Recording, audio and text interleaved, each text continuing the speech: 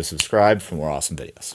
Here we're going to start with the G chord, and I'm going to be using the G chord with that pinky on the first string there. Our strumming pattern is going to sound like this.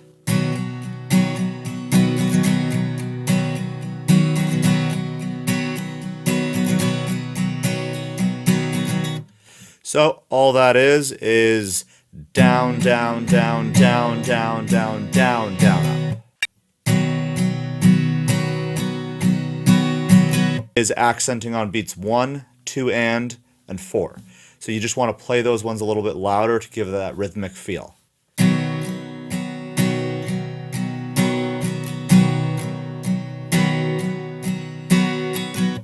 G, C sus2, D sus4, E minor 7, and then back to C sus2. You don't need to move these, and that's going to make it much easier to change between the chords.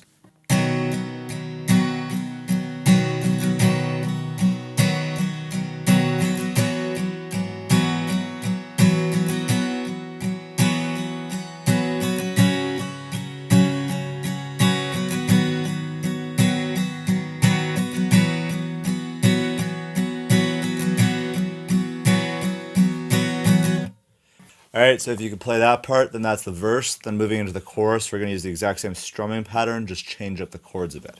So the chorus is going to sound like this.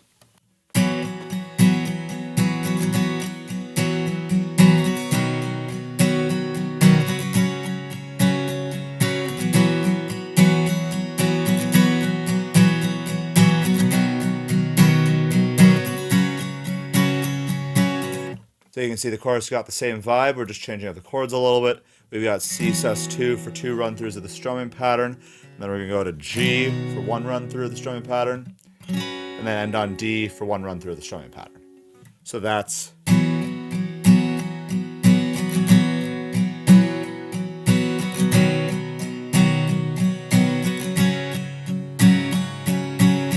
So the last run-through of the strumming pattern before the next verse comes in is this.